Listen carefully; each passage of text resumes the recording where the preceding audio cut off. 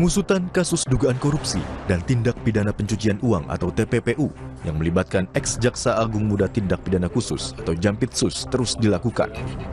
Selain ex-Jampitsus, satu orang lainnya berinisial DR juga telah ditetapkan sebagai tersangka dan telah ditahan sejak 10 Juli lalu. Kepala Pusat Penerangan Hukum Kejaksaan Agung, Anang Supriyatna bilang, hingga saat ini belum ada jadwal pemeriksaan ex-Jampitsus. Nah, kebetulan ini kekhususan pelimpahan sudah penyerahan hasil perkara sudah kita terima, dan terkait dengan yang disampaikan terkait dengan inisial FA itu, yang jelas yang bersangkutan masih ada di Indonesia, tidak keluar negeri dan kooperatif dan dalam pantauan penyidik. Artinya selama ini belum pernah juga ada pemeriksaan terhadap yang bersangkutan? Belum, kan baru kemarin, kan perlu proses kemarin ya. Pusat Kajian Anti Korupsi UGM mendorong kasus ini diambil alih KPK. Menurut peneliti Pukat UGM, Zainur Rahman, penanganan kasus ex-Jampitsus makin tak jelas saat pelimpahan dari penyidik Polri ke penyidik Kejaksaan. Penanganan perkara ex-Jampitsus FA semakin tidak jelas setelah diserahkan dari penyidik Polri ke penyidik Kejaksaan untuk dilanjutkan penyidikannya. Potensi kasus ini berhenti hanya di FA ini juga sangat besar. Sedangkan tipikor itu adalah organized crime, kejahatan yang terorganisir yang jarang dilakukan oleh seorang diri dari pelakunya. Untuk mengatasi persoalan ini, ada satu jalan menurut Undang-Undang Nomor 19 Tahun 2019, yaitu perkaranya diambil alih oleh KPK. Sementara itu, menurut penyidik KPK 2013-2021, Yudi Purnomo, saat ini KPK belum akan terlibat dalam pengungkapan kasus korupsi dan tindak pidana pencucian uang yang melibatkan ex-Jampitsus tersebut. Dia juga menekankan bahwa KPK tidak bisa mengintervensi secara hukum terhadap penanganan kasus di Kejaksaan. Kalau melihat situasi yang ada, KPK saat ini safety player dulu gitu ya. Melihat situasi yang ada gitu ya. Kemudian ya nanti mungkin setelah 2 bulan, 3 bulan barulah kemudian KPK istilahnya akan masuk gitu ya. Untuk kemudian melakukan supervisi secara mendalam ya. Kalau yang sekarang paling hanya formil-formil saja SPDP, karena memang ketika ada penyidikan kasus korupsi harus mengupload di SPDP online, KPK mengetahui. Jadi formil-formil aja lah, dan KPK memang tidak bisa mengintervensi secara hukum gitu ya penanganan kasus di Kejaksaan. Selain ex-Jampitsus, polisi juga telah menetapkan seorang tersangka dari pihak swasta berinisial DR yang sudah ditahan sejak 10 Juli lalu. Korupsi dan TPPU itu meliputi 3 kasus berbeda, yakni terkait pengadaan batubara PLN, PT Asabri, dan PT Krakatau Steel. Tim Liputan, Kompas TV.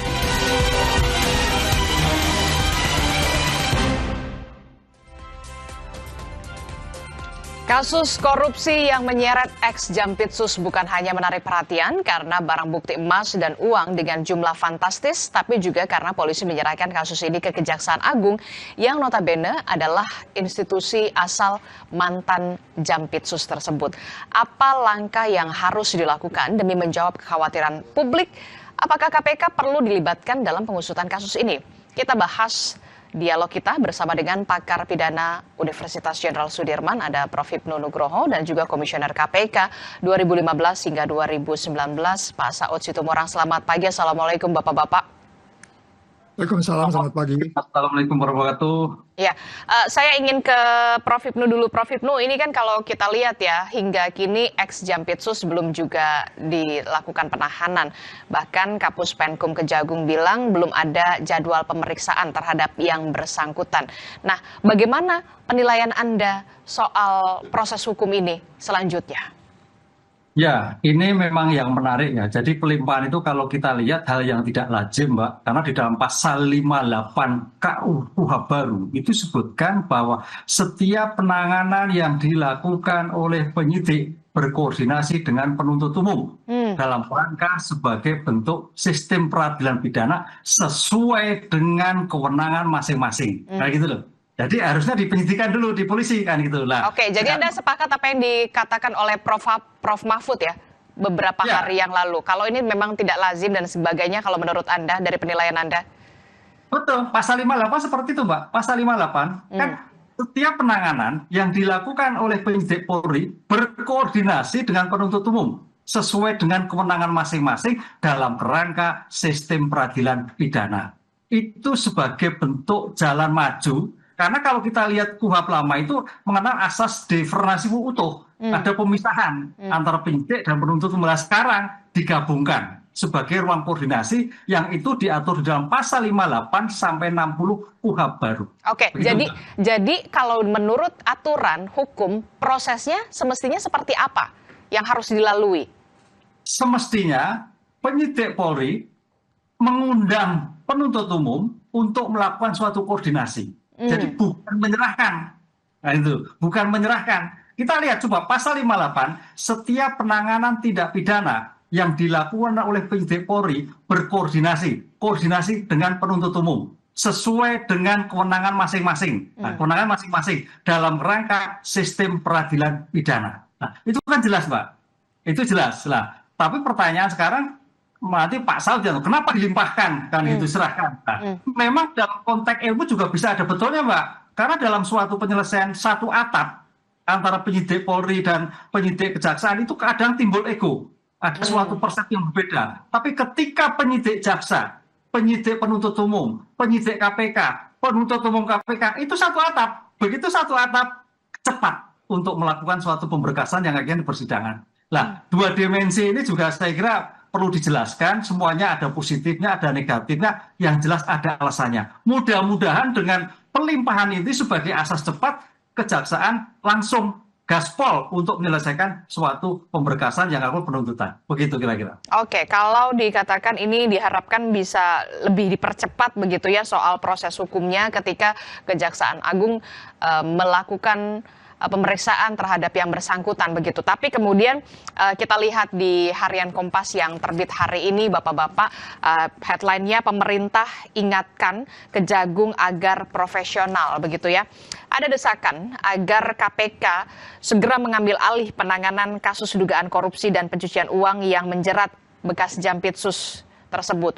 Bagaimana kalau dari kacamata penyidik atau kalau dari kacamata pimpinan KPK, Pak Saud Situmorang, pada saat Anda pernah menjabat kala itu, bagaimana pengalaman Anda kalau menangani kasus-kasus semacam ini, Pak Saud? Iya, kita kan punya pengalaman, ada beberapa case yang kita ambil alih ya.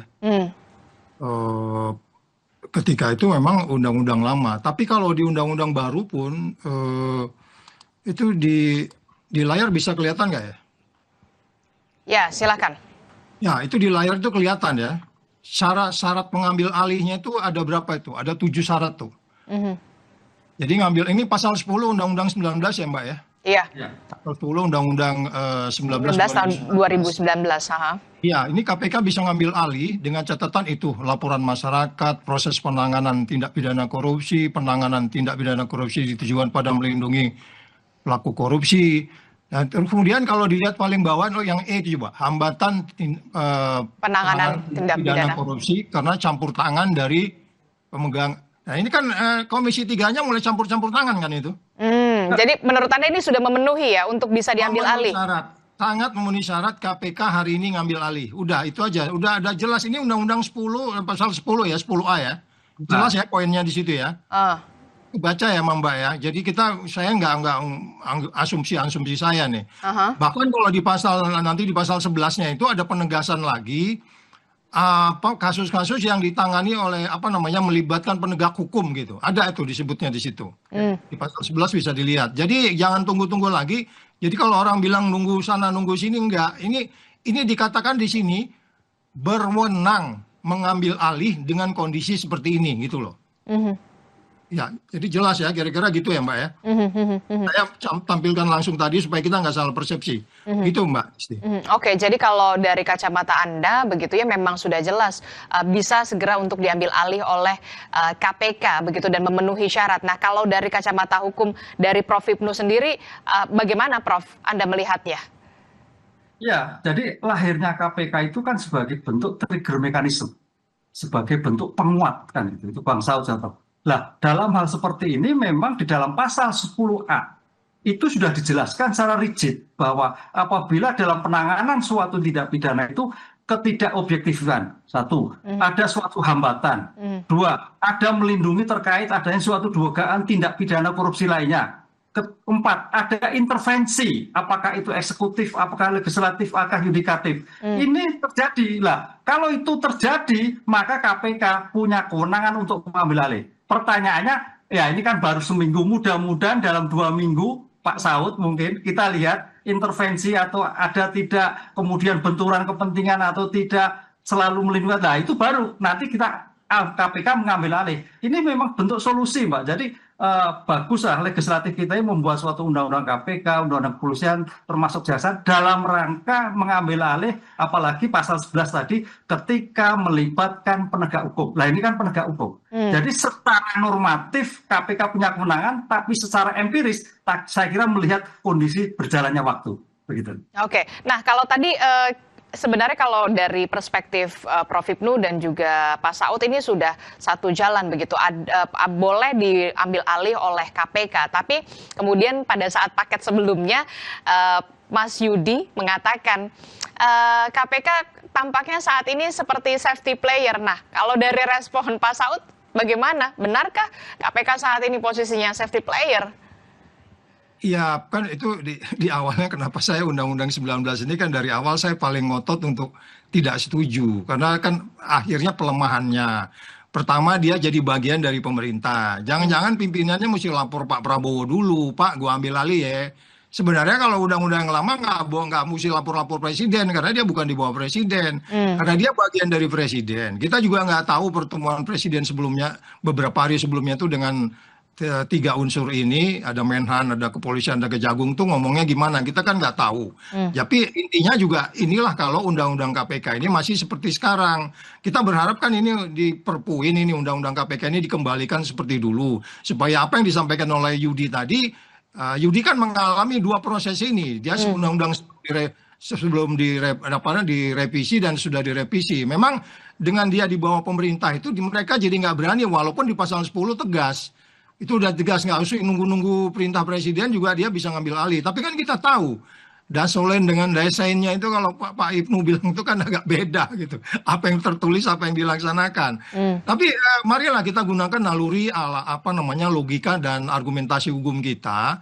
Itu undang-undang tertulis itu untuk dilaksanakan udah jelas bahwa itu Komisi 3 itu kan sebenarnya cawe-cawe di kasus ini. Itu udah menentang yang dengan pasal 10 itu udah nggak boleh. Dia nggak datang ke sana, terus kemudian kita nggak tahu juga pembicaraannya apa di sana, sehingga kemudian diserahkan ya seperti itu.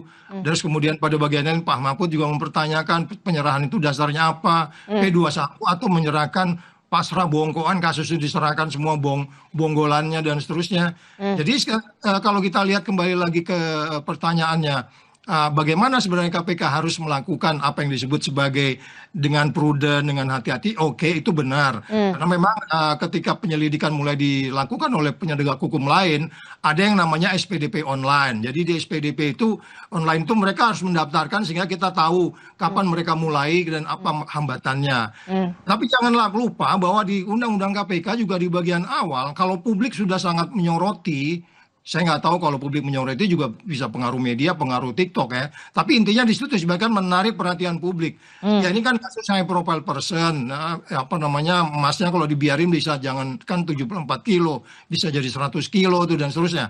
Jadi saya pikir udah oke, betul mungkin tidak minggu ini atau mungkin depan kita lihat prosesnya seperti apa. Kalau lambat ya segera aja diambil alih, tapi timnya harus proaktif hadir di sana gitu. Jadi jangan melototin SPDP online lagi, dia harus proaktif datang melihat, karena ini kan menyangkut kepercayaan kita ya, kepercayaan kita terhadap penegak hukum dan investasi dan seterusnya. Karena semuanya kasusnya kasus BUMN nih, kasus ya persaingan usaha yang tidak sehat ya, dan itu yang ditakutkan oleh investor asing. Jadi kita harus kirim sinyal ke pasar bahwa kita prudent di dalam hal ini. Itu Mbak Disti. Oke. Melalui keterangan tertulis, Menko Bidang Hukum, Hak Asasi Manusia, Imigrasi dan Pemasyarakatan Yusril Iza Mahendra mengatakan pelimpahan kasus yang menyeret ex Jampitsus itu bisa dapat mempercepat proses penegakan hukum kalau ditangani oleh Kejagung. Nah, kalau dari kacamatanya Pak Saud, betulkah ini akan segera selesai lebih dipercepat dibandingkan ketika dialihkan atau diambil alih oleh KPK? Ya, persoalannya kembali lagi, kita kan selalu berawal dari bagaimana sebenarnya undang-undang KPK itu dibuat. Tadi Prof. Ibnu sudah menegaskan, karena ada problem di dua institusi ini. Ya, makanya disebutnya juga ada pasal 10 itu. Terus kemudian ada lagi pasal yang disebutnya koordinasi, supervisi, monitoring, pencegahan, penindakan. Jadi itu menunjukkan bahwa KPK itu merupakan solusi, walaupun sekali lagi saya tegaskan Undang-Undang 19 2019 ini membuat KPK menjadi mandul karena dia bagian dari pemerintah dan itu harus dikembalikan dalam beberapa periode ke depan. Kita sarankan Presiden seperti itu supaya ini nggak ragu-ragu. Jadi kemarin mereka hadir di konferensi pers karena jadi penonton, nggak begitu. Dia harus sudah melihat, oke, lu kalau nggak benar gue ambil alih dan gue kasih kamu waktu seminggu gitu. Apakah boleh gitu? Boleh, karena itu undang-undang mengatakan itu. Tinggal soal bagaimana toto kromo segala macam, ya oke lah. Oke. Tapi itu bukan salah satu intervensi berarti kalau menurut Anda? Oleh siapa? Oleh Presiden. Oh ya iya dong. Tapi kalau KPK kan by definition.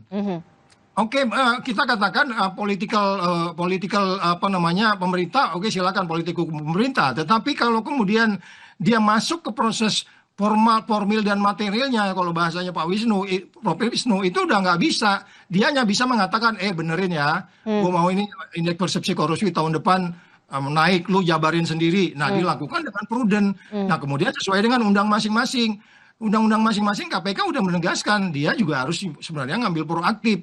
Kalau dikatakan Presiden harus mengatakan intervensi untuk kemudian membuat kasus ini menjadi transparan, akuntabel, bebas dari konflik kepentingan, fair, nggak apa-apa, itu Presiden bagus. Tapi kalau kemudian dia kemudian tidak transparan, tidak akuntabel, konflik of interest-nya tinggi karena ewu pakewu, bahkan tidak fair, kita kan bicara sekarang kecepatan dan kedalaman kasus ini. Tidak hanya uang sekian itu hanya satu kasus, itu banyak kasusnya di situ, banyak melibatkan orang. Jadi kalau memang Presiden tujuannya untuk transparan, akuntabel, bebas dari konflik kepentingan, dan kemudian fair dilaksanakan, oh ya nggak apa-apa, itu Presiden inline dengan konstitusi kita, gitu Mbak. Oke, nah ini yang penting harus segera dijawab begitu, termasuk juga soal keraguan publik, soal independensi Kejaksaan Agung dalam memeriksa ex Jampitsus begitu ya pada 3 kasus korupsi yang kita tahu saat ini begitu. Nah, bagaimana Prof. Ibnu melihat ini untuk bisa menjawab dari keraguan publik soal independensi pemeriksaan terhadap mantan Jampitsus ini? Ya, kalau masalah independensi Pak, Indonesia itu sudah pengalaman semua Mbak Esti. Kita lihat polisi menindak polisi, banyak. Jaksa menindak jaksa, sudah banyak. Hakim mengadili hakim, sudah banyak. KPK juga mengadili staf KPK juga banyak. Ini sudah terbiasa. Lah, oleh karena itu, karena ini menjadikan suatu kasus yang mendapatkan sorotan publik dan menyangkut orang pejabat tinggi terkait kejaksaan, saya kira ini punya tanggung jawab moral independensi yang luar biasa bagi Kejaksaan Agung. Taruhannya nama besar nih. Karena kalau ini sampai menjadi tidak objektif, ada sesuatu yang disembunyikan, ini akan membawa nama Kejagung itu terseret-seret terus. Ini yang harus kita ingatkan. Sehingga mudah-mudahan dengan kasus ini ada percepatan memisahkan antara yang bersangkutan sebagai pejabat, mantan pejabat, dan sebagai penyidik. Disinilah pisah antara sebagai orang yang melakukan sebagai penguapan perkara melakukan, ataupun institusi yang melakukan suatu tindakan tadi. Ini yang harus dijelaskan. Oleh karena itu dalam seperti ini kita percayakan dulu, ya, kita percayakan dulu beberapa kali. Kalau memang tidak, baru tadi pasal 10A, pasal 11A yang terkait dengan Undang-Undang KPK ambil alih. Ini yang saya kira menjadikan suatu taruhan, karena jangan sampai juga ujuk-ujuk diambil alih. Oh, kita lihat dulu kan itu seminggu 2 minggu. Kalau itu tidak mampu, nah ini pasal 10A, pasal 11A yang terkait dengan penanganan bertele-tele itu menjadikan ruang kewenangan KPK untuk mengambil alih begitu. Oke, nah ini kalau Pak Saud, kalau dari pengalaman Anda sebagai pimpinan KPK melihat adanya barang bukti yang luar biasa fantastis begitu, mungkinkah ini hanya dilakukan terhadap terhadap 2 tersangka saja, ataukah kemudian muncul dugaan ada pemain-pemain dalam tanda kutip ya, pemain-pemain yang kemudian lebih kakap dari 2 tersangka yang sudah ditetapkan ini? Ya, secara definisi kan korupsi itu nggak sendirian, Mbak. Itu sistem. Makanya korupsi itu disebutnya extraordinary crime. Itu kan variabel yang melingkupinya itu sangat banyak.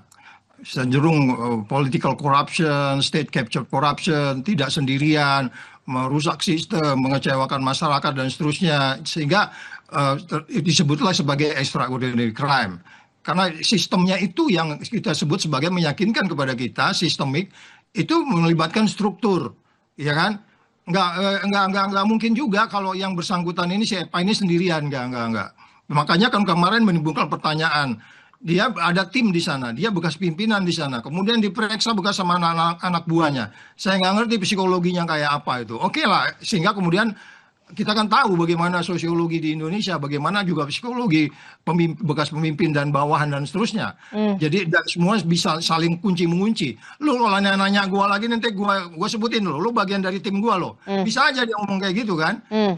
Jadi makanya saya bilang karena ini sistemik, tidak hanya di bawah, tidak bisa jadi juga menyangkut di luar, di pucuk pimpinannya dan melebar ke samping ke eksekutif legislatif yang lain gitu loh. Ini yang saya katakan kembali lagi, kita sangat mengecewakan betul sehingga kemudian ketika kasus seperti ini terjadi dan ini sudah dibayangkan oleh undang-undang KPK yang lama, kita jadi confused. Kalau umpamanya kemudian undang-undang yang seperti yang kemarin dan KPK-nya tetap seperti yang sebelumnya, dia udah bisa langsung peringatkan, gue kasih waktu ya 2 minggu, kalau lu nggak beres gue ambil alih. Sekarang ini dia nggak bisa, dia mesti izin presiden dulu.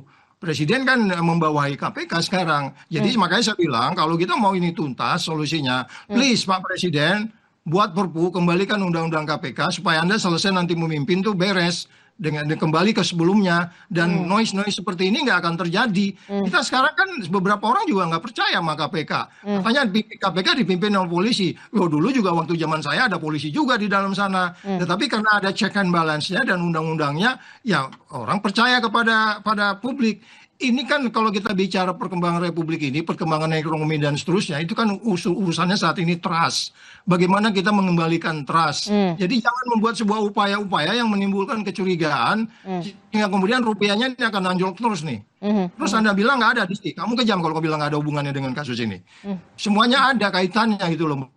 Jadi sekali lagi, ya kita harap KPK segera hadir di sana menjelaskan, pimpinannya menyebutkan entah izin presiden dulu, bahwa dia prudent mengawasi, melihat ini, meyakinkan ke publik bahwa kita sebut sistemik tadi yang Mbak Adis ditanyakan tadi melibatkan banyak pihak itu bisa diselesaikan. Nggak mungkin juga dong uang segitu banyak ditanggung jawab oleh 1 orang, katakanlah 2 orang saat ini. Nggak mungkin. Dan kita juga kemarin sudah bicara katanya ada tempat-tempat lain dan seterusnya. Itu yang disebutnya hukum yang pasti, hukum yang adil, hukum yang bermanfaat. Kalau nggak ya hukumnya cuma jadi omong-omong aja gitu Mbak Disti. Oke, jadi saya ingin konfirmasi ulang. Ketika KPK bisa sebenarnya mengambil alih kasus ini atas seizin presiden? By definition ya, karena dia dibawa dari presiden saat ini. Walaupun sebenarnya kalau dia bisa menjabarkan undang-undang itu, dia kan disumpah untuk melaksanakan undang-undang. Kalau semuanya harus izin presiden, presiden pusing juga. Semua orang harus ngelapor presiden, kan gitu. Ya hukum itu kan nalar argumentasi logika. Ketika Anda transparan, akuntabel, tidak konflik kepentingan dan fair, itu Anda udah penegak hukum yang benar. Anda bisa pertaruhkan kemanapun jabatan Anda. Tapi kalau Anda jadi orang yang penakut, nah itu udah saya bilang nilai-nilai seperti itu harus dihapus dari KPK. Anda harus pemberani, itu menanggung resiko. Itu yang mungkin kita sebut kenapa rusaknya nilai-nilai di KPK itu saat ini gitu loh Mbak. Oke, terakhir saya ingin ke Prof. Ibnu. Prof. Ibnu, kalau dari kacamata Pak Saud Situmorang ada berbagai macam solusi, salah satunya itu tadi yang disebutkan oleh Pak Saud. Kalau dari Prof. Ibnu sendiri? Ya, saya kira memang sekarang nggak perlu izin nggak perlu izin pada suatu presiden ya. Memang betul kaitannya di bawah KPK, di bawah eksekutif. Tapi kalau kita melihat pada perkembangan, karena suatu perkembangan itu dilihat dari dinamika penyelesaian suatu perkara. Kalau kita lihat perkara itu harus asas cepat, Mbak. Asas cepat. Asas cepat itu apa sih? Kalau kita mengacu pada penahanan itu paling 20 hari, 30 hari. Lah, angka-angka sebagai bentuk upaya paksa itu sudah bagian dari bagaimana penegak hukum menyelesaikan masalah. Di Perpol juga ada, di Perja juga ada, penyelesaian perkara sudah ada. Oleh karena itu, kalau sampai seandainya kita mengacu pada peraturan internal institusi, itu sudah melebihi, itu namanya bertele-tele. Sudah tidak objektif lagi. Lah, karena kita lihat kan, karena gini Pak Saud juga, di era sekarang kuhab baru ini memang meletakkan penahanan itu sebagai subjektif, objektif, terukur. Sehingga kadang-kadang menjadikan tidak dilakukan. Lah, kalau tidak dilakukan biasanya penyelesaian itu agak berat larut. Kan itu. Tapi kalau upaya paksa dilakukan, itu menjadi tepat Mbak. Tepat, karena begitu tidak selesai, harus dikeluarkan. Lah, ini biasanya yang terjadi menjadikan nilai tersendiri bagi penegak hukum untuk menilai percepatan.